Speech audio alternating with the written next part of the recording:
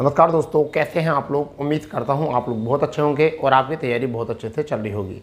जैसे कि आपको पता है, यूपी टॉप लाइफ से जुड़े सभी अपडेट लेकर हम आपके सामने उपस्थित होते हैं। और आज का जो अपडेट है वो बहुत प्यारा अपडेट है और उन सभी स्टूडेंट के लिए जो 4000 प्लस वैकेंसी का आवेदन शुरू हो चुके हैं और इसमें पात्र पाए जाते हैं, परंतु आवेदन करने के लिए जा रहे हैं। और देखिए, अभी तो लिंक एक्टिवेट नहीं हुआ है, शायद रात को लिंक एक्टिवेट हो जाएगा, क्योंकि आज की ही तारीख दिखाई दी गई थी, परंतु अभी लिंक एक्टिवेट नहीं हुआ है भर्ती का। 4000 कुछ पद हैं, 4016 पद हैं लगभग। तो फॉर्म भरने से पहले जो है कुछ बातें हैं उनको देख लें, कौन कौन सी बातों पर मतलब कौन कौन कर सकते हैं आवेदन, ये भी देख लें, और किन किन बातों से बचना है ये भी देखें, और कितने व्यक्ति इसमें आवेदन कर सकते हैं, और यूपी पैट का स्कोर इसका क्या रहने वाला है, ये भी थोड़ा सा चीज़ें समझने वाली हैं। क्योंकि ऐसा ना हो कि आप पैट भी दिया हो और फॉर्म भी ना भर पाओ, ठीक है, क्योंकि बहुत सारे बच्चों ने ऐसा किया है, जिन्होंने स्टैंड में ऐसा ही किया हुआ है, ठीक है। तो चलिए विज्ञापन की ओर चलते हैं। विज्ञापन क्या है उसी के ऊपर बात करने वाले हैं, और चीज़ें समझनी होती हैं बहुत ज़्यादा। देखिए, मैं आपको बता रहा हूँ, 16 मार्च को जो है ये एक शुद्धि पत्र आया था। किसका है ये थोड़ा सा जान लेंगे इसी बीच में हम। तो ये 16 मार्च 2020 को जो ये आपका शुद्धि पत्र आया था, और भैया ये शुद्धि पत्र इसे बोलेंगे। और ये किस चीज़ का है? आयोग की विज्ञापन संख्या, यानी अंतिम विज्ञापन था ये आयोग का आचार संहिता से पहले। अवर अभियंता सिविल, यानी कि सिविल में जो आपके अवर अभियंता होते हैं, यानी कि जेई होते हैं, उनकी ये वैकेंसी आई थी। और इस वैकेंसी में पहले पोस्ट जो थी वो कितनी पोस्ट थी? 2847 पोस्ट थी। कितनी थी? 2847 पोस्ट थी। अंततः इसमें अगर हम बात करें, कुछ पोस्टों को बढ़ा दिया गया और उसके बाद जो है इनकी संख्या जो है 1169 पदों को बढ़ा दिया गया। 1169 पदों को बढ़ा दिया गया, और इस प्रकार इनकी संख्या जो थी वो ओवरऑल 4016 आपकी हो गई थी। तो अब ये 4016 पद हैं, और सभी के सभी जो है सिविल में हैं, सभी के सभी जो है वो सिविल में हैं। वहीं पर कहीं ध्यान दिया जाए तो सिविल मैकेनिकल इलेक्ट्रिकल, यानी कि 2018 की भी, जेई 2018 की भी वैकेंसी अभी तक क्लियर नहीं हुई है। यानी कि इसका क्या है, फाइनल रिजल्ट अभी आना बाकी है। फाइनल रिजल्ट जो है अभी आना बाकी है। और देखिए, इसका रिजल्ट भी बहुत जल्द आपको देखने के लिए मिल जाए, क्योंकि इधर ऑनलाइन शुरू हुई है, अब उधर जो है रिजल्ट देने का आयोग जो है कोशिश करेगा। चलिए इससे आगे बात करते हैं। ये कुछ वितरण आया था सीटों का, यानी कि 4016 सीटों के बाद में वितरण आया था। ये कुछ स्थायी इतने पद बढ़े हैं, और ये भी आपको पता है कि ये आपकी 35,400 से लेकर 1,12,400 लेवल 6 की नौकरी है। कौन सी नौकरी है? लेवल 6 की नौकरी है, ये बात याद रखो, ठीक है। लेवल 6 की नौकरी है, लेवल 6 की, ठीक है, लेवल 6 की नौकरी है। देखो यहाँ सब लेवल वेवल सब लिखे हुए हैं, ये आपका है टोटल, ठीक है। कितनी सीटें कहाँ बढ़ी हैं, टोटल बात आपको यहाँ पर कर दी गई है, ठीक है। अब यहाँ पर आती है सबसे पहले तो अहर्ता जो है। अहर्ता जो है, देखिए इसमें सिविल में ही अभी आपको चाहिए डिप्लोमा। किसमें चाहिए आपको? चीज़ों को समझ लीजिए।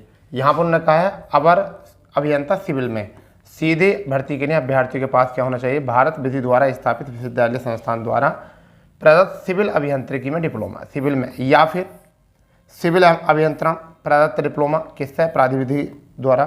फिर यहाँ पे भी सिविल अभियंत्रण, यानी कि होना चाहिए सिविल में डिप्लोमा ही, ठीक है। सिविल में क्या होना चाहिए? डिप्लोमा होना चाहिए।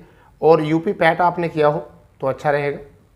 यहाँ पर यूपी पैट के माध्यम से ही ये वैकेंसी है, तो यूपी पैट के माध्यम पैट आपने दिया हो और आपने सिविल में डिप्लोमा जो है कर रखा होगा। सब में civil civil civil civil diploma, ठीक है, सिविल में डिप्लोमा। एक तो बात ये हो गई है, ठीक है। और अगर मैं आगे बात करता हूँ, चयन का आधार जो होगा वो क्या होगा? चयन का आधार जो होगा, देखिए वो क्या होगा, आपको मुख्य परीक्षा में आपको देना पड़ेगा एग्ज़ाम, ठीक है। उसके बाद ही आपका जो है आपका चयन की प्रक्रिया होगी। परंतु ये तो था शुद्धि पत्र, जिसके माध्यम से हमने बता दिया था। अब आपको कुछ और तरफ लेकर चलते हैं, और वो क्या चीज़ है उसकी तरफ लेकर चलते हैं हम सीधे सीधे शब्दों पर। चलिए यहाँ पर हम बात करने वाले हैं, और यहाँ आ जाते हैं। थोड़ा सा स्लो टाइम लग सकता है खुलने में।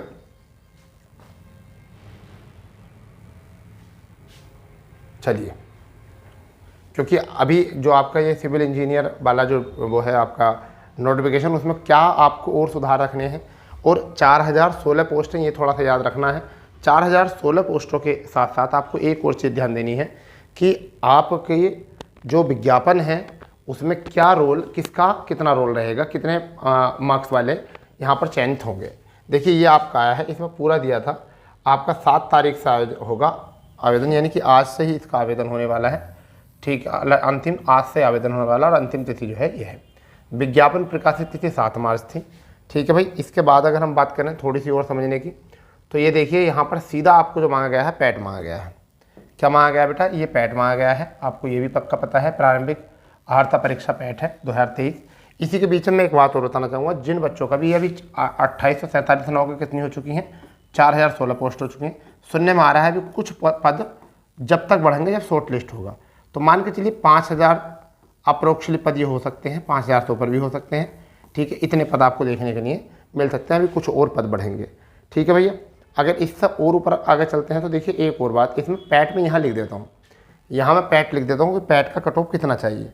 अधिकांश बच्चों का जो आज का सवाल है वो ये है कि यूपी पैट 2023 में स्कोर कितना होना चाहिए। तो बेटा जिस बच्चे का 1+ अंक है वो फॉर्म तो भरेगा ही, परंतु शॉर्ट लिस्ट भी हो जाएगा, वो हो जाएगा। ठीक है। रही शॉर्ट लिस्ट की बात, तो अभी आवेदन करिए। शॉर्ट लिस्ट वर्ष के अंत में आएगा, यानी कि वर्ष के अंत में आएगा, अंतिम माहों में जो है इसका शॉर्ट लिस्ट आएगा। अभी शॉर्ट लिस्ट नहीं आएगा। तो आप बिल्कुल चूक मत करना। कोई भी व्यक्ति कितना ही कट ऑफ बताए, मगर मैं आपको जो कट ऑफ बता रहा हूँ कि पैट में 1 नंबर अगर आपका है तो आप इसमें आवेदन कर जरूर देंगे, क्योंकि यहाँ पर नाम मात्र को ही कंपटीशन होने वाला है, नाम मात्र कोई कंपटीशन होने वाला है। ये बात आप याद रखना। ठीक है, नाम मात्र कंपटीशन होने वाला है। और एक और आप थोड़ा सा अपने डॉक्यूमेंट ज़रूर देख लेंगे,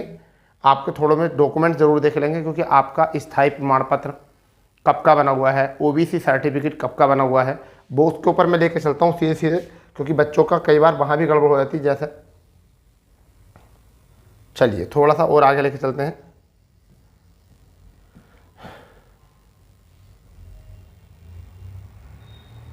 चलिए यहाँ लेके चलते हैं। देखिए ये है, सबसे पहले ये वाला डिप्लोमा देख लेंगे कि इस प्रारूप में बना होना चाहिए, यानी कि जो आपका होना चाहिए वो इस प्रारूप में बना होना चाहिए। आपका प्रमाण पत्र यही प्रारूप होना चाहिए आपका। किस चीज़ का? उत्तर प्रदेश के अनुसूचित जाति के लिए जाति प्रमाण पत्र जो होना चाहिए वो यहाँ जिले का नाम, दिनांक, तहसील, आवेदन क्रमांक, प्रपत्र संख्या प्रमाणित करता हूँ कि यहाँ जो भी नाम आगा उनके पिताजी का, माताजी का, निवास, ग्राम, तहसील, जिला। ठीक है, इसी प्रारूप में पढ़ा होना चाहिए पूरा।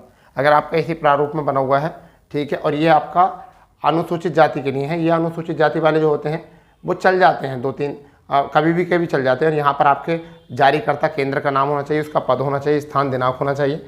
यहाँ पर सब अधिकारी, तहसीलदार, इनकी मोहर होनी चाहिए। इसी के बीच अगर हम बात करें तो देखिए अनुसूचित जनजाति का भी ऐसे होना चाहिए। तो अनुसूचित जाति जनजाति एक बार बन के बहुत हैं, परंतु कंप्यूटर पर चढ़े होने चाहिए। पिछड़ी जाति वाला जो है आपका, ये जो आपका ओबीसी वाला है, इसको ज़रा गौर से समझेंगे।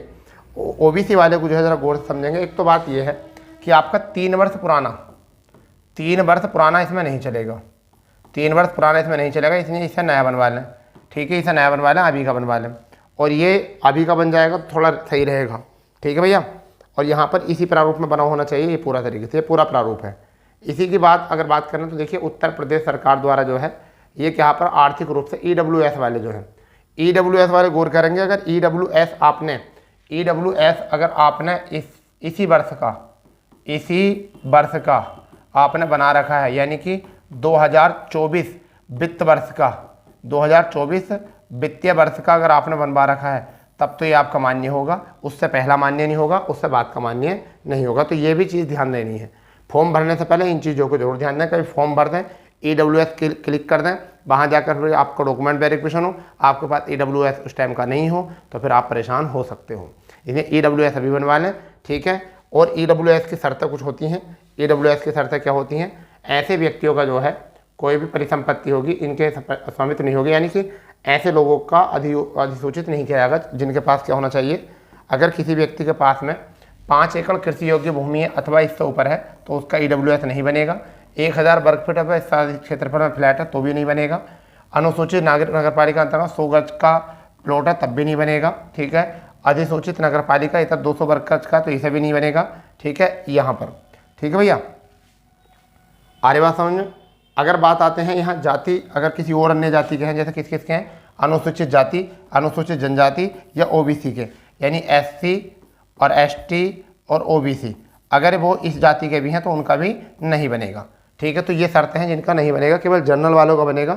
और जनरल वालों में भी ये चीज़ें शर्तें वो क्वालिफाई ना करते हुए हों तब बनेगा।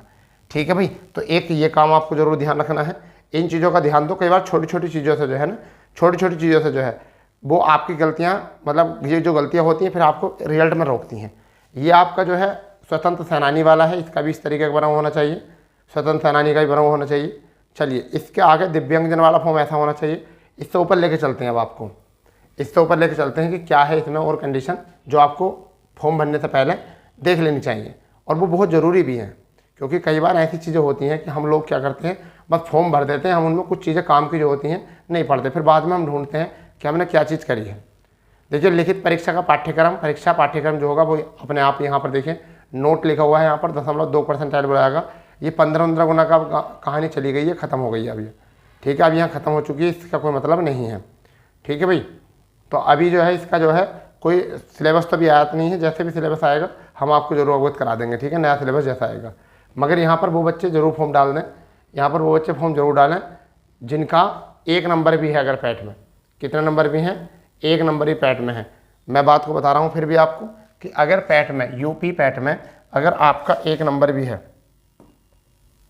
अगर यूपी पैट में आपका, यूपी पैट में अभी मैं एक बार बता रहा हूँ, अगर 1 नंबर भी आपका है तो आपको ये फॉर्म भरना चाहिए, 1 नंबर भी अगर है तो, ठीक है, किसमें? 2023 में। और रही बात ये कि आप लोग ज़्यादा परेशान होंगे नहीं, क्योंकि क्यों नहीं होने के, देखिए ये वैकेंसी बहुत है, ये वैकेंसी जो है वो 4016 वैकेंसी है, और इतनी वैकेंसी में अभी और वृद्धि भी देखी जा सकती है, ठीक है। इतनी वैकेंसियों में कंपटीशन जो है, कंपटीशन बहुत ना के बराबर होता है, बहुत ना के बराबर होता है। आप अपनी ट्रेड जरूर देख लेंगे, क्या है ट्रेड आप देख लेंगे, ठीक है। और इस बार जो है सिलेबस चेंज होने का सुन रहे हैं, क्या देख रहे हैं?